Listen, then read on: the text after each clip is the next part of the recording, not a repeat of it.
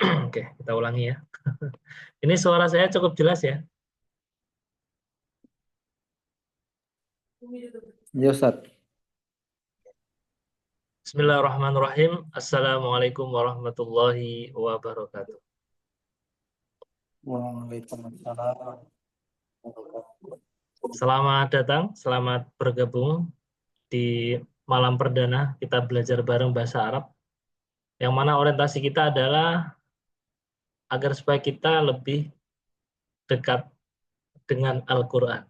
Ya, memang konsepnya belajar bersama ya, karena saya sudah lama juga nggak buka-buka kitab gitu kan.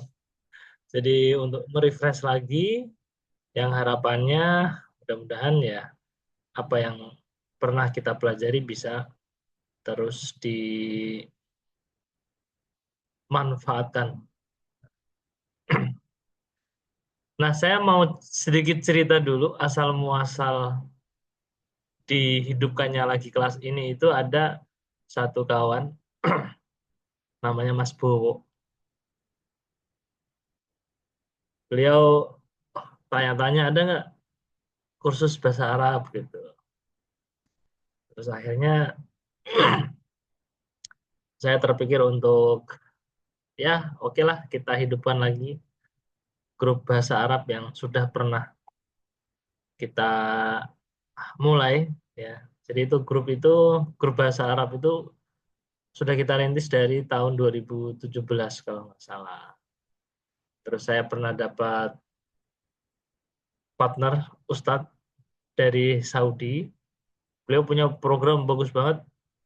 Masya Allah, tabarakallah. Pernah join juga di grup kita. Itu Ustadz As-Sakofi ya. Beliau memang pakar pembelajaran bahasa Arab. Memang beliau guru bahasa Arab dan mendalami pembelajaran bahasa Arab gitu ya. Tapi memang materinya penuh dedikasi. Artinya kalau kita ikuti sambil lalu itu ya tidak bisa begitu cara belajarnya. Nah, sementara kita ini tipe-tipe pembelajar yang ya so-so gitu ya. Kadang semangat, naik, turun, kadang juga eh, merasa futur, lemah, pas semangat gitu ya. Sehingga saya pikir bismillah kita ya modif-modif lah pembelajaran kita ini. Nanti ada motivasinya, ada aplikasinya, ada belajar prinsip-prinsip gramatikal bahasa Arabnya yang tujuannya tentu saja semakin hari kita semakin bisa berinteraksi dengan Al-Quran lebih dalam, lebih dekat, dan lebih bisa memahami apa yang ada dalam Al-Quran, yang mana Al-Quran ini petunjuk hudal linnas, petunjuk bagi manusia. Saya mau tampilkan dulu, ini ada materi yang sudah saya siapkan. Teman-teman sudah masuk ini kah? Sudah apa? Join di classroom-nya? Jadi nanti rekaman materi-materi terkait mungkin akan saya dokumentasikan di sini ya, sehingga teman-teman yang hadir belakangan di grup WA itu tidak perlu merasa khawatir ketinggalan materi. Ini ada beberapa materi yang sudah saya siapkan. Kitab rujukannya kita pakai Nahwul Wadih. Ya, ini kitab yang saya pelajari ketika dulu di Sanawiyah ya. Pondok Asalam saya dulu pakainya kitab Nahwul Wadih. Itu cukup powerful. Cuman memang banyak kitab-kitab lain yang membahas secara lebih apa, lebih ringkas. Ada kitab Matan Al-Jurumiyah gitu ya. Ada oke alhamdulillah Pak Andika ya. Sudah masuk ya. Tidak apa-apa kita mulai dari nol kok. Jadi jangan merasa tertinggal ya. Ya kita modelnya belajar bersama ya. Kita modelnya belajar bersama. Kitab Nahwul Wadih ini sepertinya juga sudah diterjemahkan. Jadi akan lebih mudah.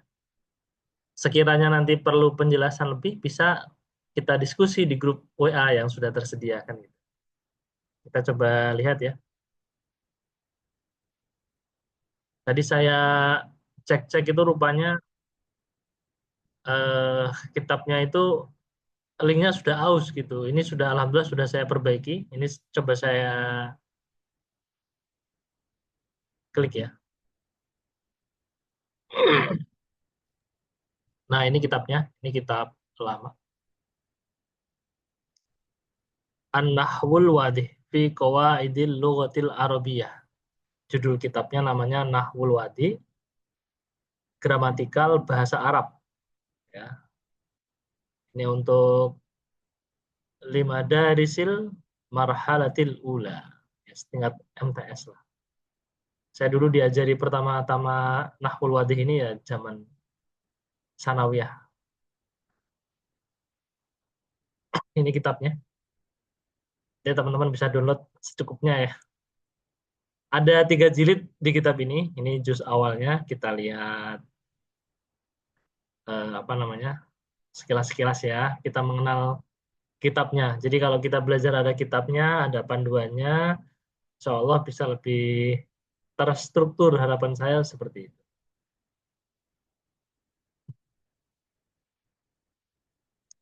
Ya, ini seringkali disebut kitab gundul. Kitab gundul itu kitab yang tidak ada harokatnya. Jadi seiring dengan perjalanan waktu, insya Allah kita akan memiliki kepercayaan diri yang cukup untuk membaca literasi-literasi seperti ini ya. Kitabnya ini masih pendahuluan, pendahuluan yang menulis 2 pakar bahasa dari Mesir ya, Ali Al-Jarob sama Mustafa Amin. Di sini ada rambu-rambu juga untuk cara pembelajarannya ya. Jadi guru itu nanti menulis soal-soal yang sudah disiapkan. Kan. Kemudian para murid itu diminta untuk membaca soal-soal tersebut. Yang mana dari contoh-contoh itu guru menjelaskan penjelasan terkait dengan ilmu nahwu. Jadi kitab yang kita pelajari ini kitab nahwu. Judulnya An-Nahwul Wadi. Poin keempat ini nanti ada rangkuman eh, rangkuman rumus gitu ya, rangkuman rumus, dan akan dijelaskan ya hal-hal yang terkait dengan rumus tersebut. Nah ini di sini penjelasan bagaimana seorang guru menyampaikan materi yang ada di kitab Nahwul Wadi. Kemudian nanti ada latihan-latihannya. Jadi memang kitab ini diperuntukkan untuk siswa-siswa di Mesir ya. Tapi bukan menutup kemungkinan juga kita di Indonesia bisa mempelajari. Ada latihan-latihannya, kita akan coba lihat. Ini sudah mulai masuk materi. Tapi malam hari ini baru perkenalan ya, baru perkenalan. Kita coba untuk menata niat, meluruskan tekad, sehingga kita bisa istiqomah hingga ya nggak tahu sampai kapan ya, apakah sampai kitab ini khatam atau sebelum khatam kita sudah mulai lemah semangat kita gitu kan. Nanti ya itulah pentingnya kita belajar bersama, karena kalau kita belajar sendirian, kalau kita lesu, malesnya datang, akhirnya ya berhenti belajarnya. Tapi kalau kita belajar bersama-sama, insya Allah ada kita saling mengingatkan satu sama lain. Nah, tentang jumlah mufidah, kalimat yang sempurna. Mufidah itu yang memberikan makna secara komplit gitu ya. Artinya ada juga loh kalimat yang tidak bisa memberikan makna secara komplit gitu. Ini coba saya bacakan ya. Nanti di pertemuan lain akan kita bahas sedikit demi sedikit. Ini malam ini kita perkenalan dulu dengan kitab. Seperti ini contohnya Al-Bustanu Jamilun. Ini semuanya nomor 1, 2, 3, 4, 5, 6. Ini adalah macam-macam kalimat yang sempurna dari eh, berbagai macam bentuk. Jadi penulis ini memberikan contoh-contoh ini dengan maksud tertentu, tidak random. Ini ada maknanya masing-masing. Dan nanti ada pembahasannya, nanti insya Allah di pertemuan selanjutnya ya, kita akan bahas sedikit demi sedikit. Terus di sini yang dikasih kotak ini adalah, ini kaidahnya. Kaidahnya. Penjelasan kriteria kalimat yang sempurna itu seperti apa. Dan kita akan mencoba mempelajari bahasa Arab dari bahasa Arab ya. Mungkin saya akan menjelaskan apa adanya dari keterangan ini dan kurang memberikan padanan untuk gramatikal bahasa Indonesia atau bahasa Inggris. Tujuannya biar kita mengenal lebih dekat apa adanya bahasa Arab itu dari bahasa Arab. Cuma nanti kalau memang diperlukan sedikit-sedikit ya bolehlah akan saya jelaskan. Karena memang manusia dewasa belajar itu biasanya dengan membanding-bandingkan. Kalau di bahasa Indonesianya apa sih? Gitu. Misalnya mubtada khobar, ya, komposisi kalimat sempurna itu mubtada khobar. Kalau di kita ada subjek, terus predikat, objek, keterangan, SPOK, itu juga berlaku juga di sini. Tapi bahasa Arab punya karakternya sendiri. Dia mengenal konsep waktu ya. Ada lampau, saat ini, dan yang akan datang. Ini kita baru cerita-cerita dulu tentang kitabnya. Di sini ada latihan-latihannya, teman-teman. Ini ada latihan-latihannya. Soalnya nanti akan saya pandu. Ya pelan-pelan aja ya. Kita ini kan tipe pembelajar yang santai gitu ya. Tapi nanti tetap ada manfaat gitu ya, santai tapi tidak terlalu santai, atau sersan lah, serius tapi santai. Karena sejatinya memang belajar nahwu itu ilmu yang serius. Yang serius itu perlu, karena kan ini kaidah-kaidah ya, perlu kesungguhan, dedikasi waktu juga, dan memang agak sulit kalau pembelajaran ini disambi-sambi. Tapi kan kita ini menyempatkan diri biar bisa dapat barokah Al-Quran gitu ya, melalui pembelajaran bahasa Arab. Ini nanti kitab yang akan kita kaji untuk pembahasan nahwunya. Ini contoh-contoh soalnya ya.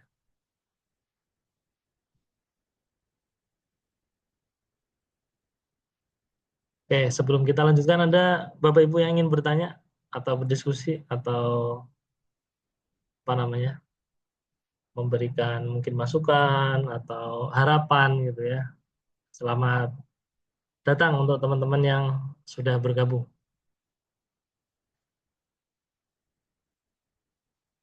Saya juga sudah siapkan satu kitab untuk praktek. Oke, Mbak Maya. Ya, kita yang ringan-ringan aja, Mbak Maya. Ya, kita cerita-cerita sepil-sepil dikit lah ya. Sepil-sepil dikit aja ya. Karena kalau serius kan mungkin kita juga belum cukup eh, apa ya, belum cukup percaya diri untuk serius kan. Karena teman-teman perlu tahu, belajar bahasa Arab, ya belajar apapun lah ya. Belajar apapun itu perlu dedikasi, perlu kesungguhan, perlu keseriusan gitu ya. Dan sifat daripada pembelajaran kita setiap Selasa malam ini sifatnya ya sebagai apa ya?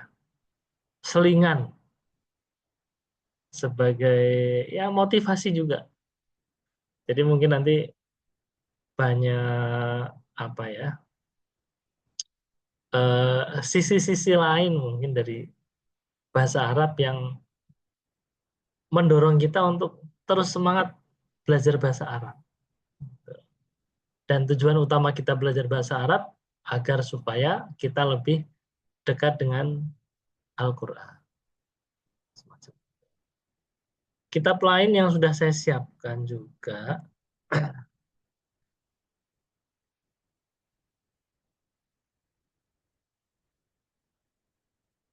dan saya share lagi ya. Ini saya siapkan satu kitab ini untuk latihan kita membaca. Ya, teman-teman pastikan sudah ikut ini ya, Google Classroom-nya ya, karena materinya sudah saya sediakan di sana.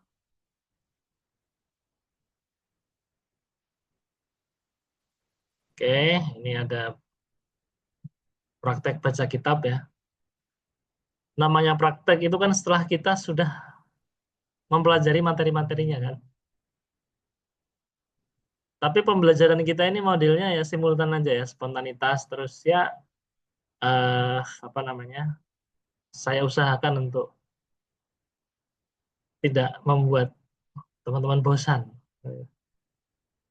Ini saya spill apa namanya? Kitab ya. Ini kitabnya yang ditulis oleh Abu Ya Maliki ya. Saya pernah sowan ke pondoknya ketika di Mekah ya.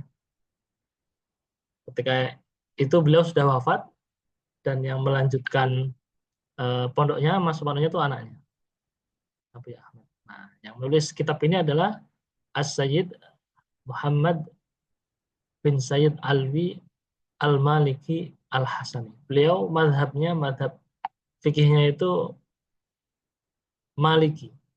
Kalau kita di Indonesia, sebagian besar ini madhabnya madhab Syafi'i.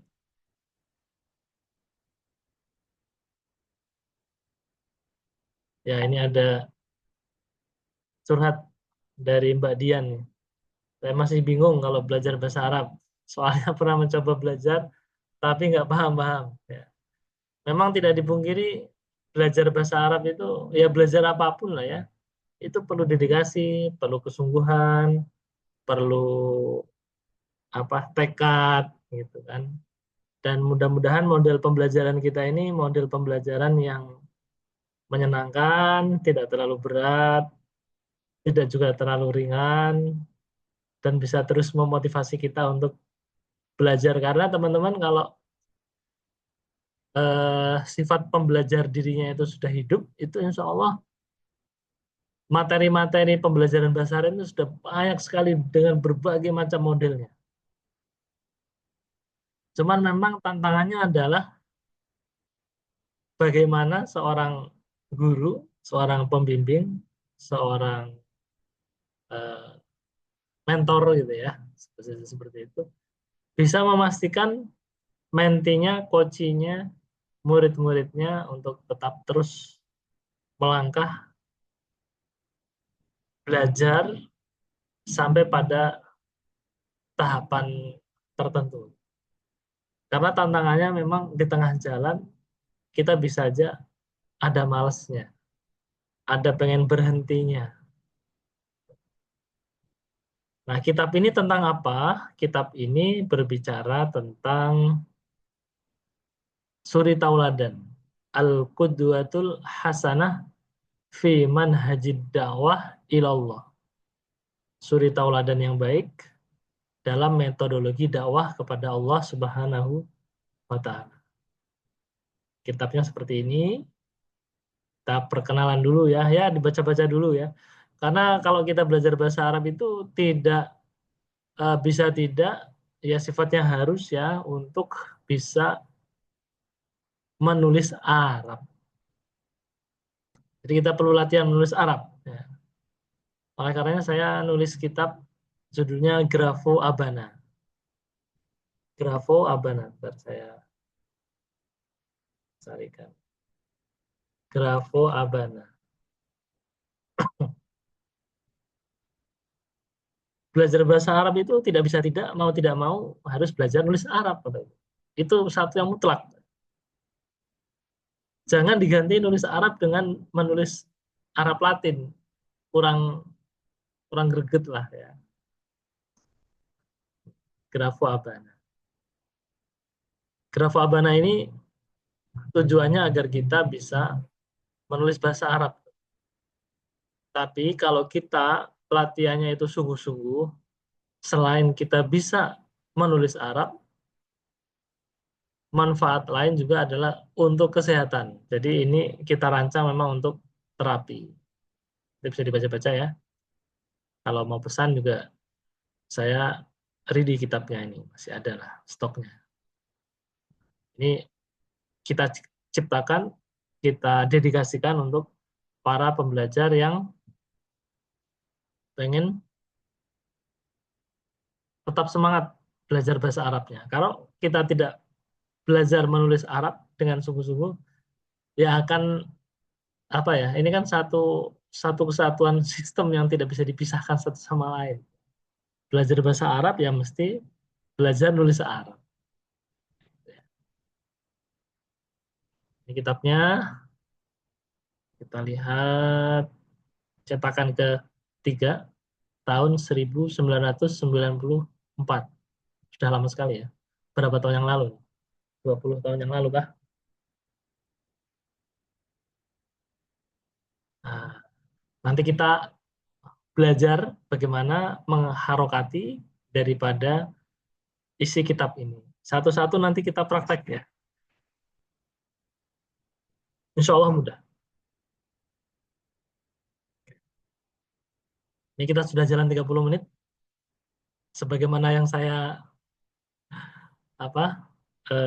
jelaskan di grup ya. Jadi pertemuan kita batasi tidak terlalu lama. Biar apa? Biar fokus pada pembelajaran. Kemudian ya mungkin biar tidak terlalu membosankan juga. Kalau lama-lama kan mungkin bosan ya. Oke, sebelum kita tutup mungkin Bapak Ibu ada yang mau ditanyakan atau disampaikan? Ada usulan mungkin?